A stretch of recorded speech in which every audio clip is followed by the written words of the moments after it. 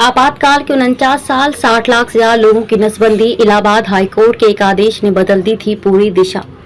राष्ट्रपति ने आपातकाल की घोषणा कर दी। इसमें घबराने वाली कोई बात नहीं है। रेडियो पर इन शब्दों के साथ प्रधानमंत्री इंदिरा गांधी ने 25 जून 1975 को आपातकाल की घोषणा की थी।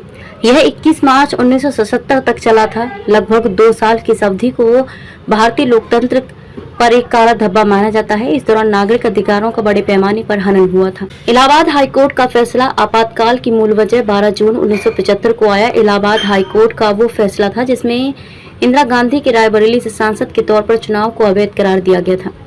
1971 के आम चुनाव में रायबरेली निर्वाचन क्षेत्र के प्रतिद्वंदी राजनारायण ने उनके खिलाफ चुनाव में हेरफेर करने के लिए सरकारी मशीनरी के इस्तेमाल का आरोप लगाते हुए मामला दर्ज कराया था। दोषी पाए जाने पर उन्हें अयोग्य घोषित कर दिया गया और अगले 6 साल के उनके चुनाव लड़ने पर भी रोक लगा दी गई। रातों रात जेल खाने में तब्दील हो गया देश। आपातकाल की घोषणा के कुछ घंटे के भीतर की प्रमुख समाचार पत्रों के कार्यालयों में बिजली की आपूर्ति काट दी गई थी और जयप्रकाश नारायण, राजनारायण, मोरारजी देसाई, चरण सिंह, जॉर्ज फर्नांडीज सहित कई विपक्षी नेताओं को गिरफ्तार कर लिया गया। इस दौरान भारतीय संविधान के अनुच्छेद 352 का उपयोग करते हुए इंदिरा गांधी ने खुद को असाधारण शक्तियां प्रदान की।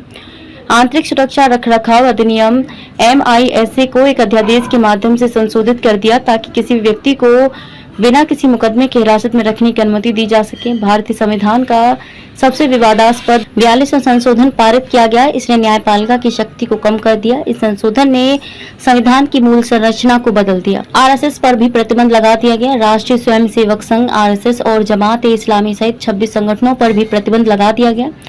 आपातकाल के मुखर आलोचक रहे फिल्मी कलाकारों को भी इसका दंश झेलना पड़ा। किशोर कुमार के गानों को रेडियो और दूरदर्शन पर बजाने पर प्रतिबंध लगा दिया गया। देवानंद को भी अनौपचारिक प्रतिबंध का सामना करना पड़ा था।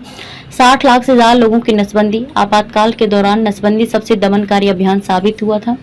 नसबंदी का फैसला लागू कराने का जिम्मा संजय गांधी पर था। कम समय में अपने आप को साबित करने के लिए संजय गांधी ने इस फैसले को लेकर बेहद कड़ा रुख अपनाया।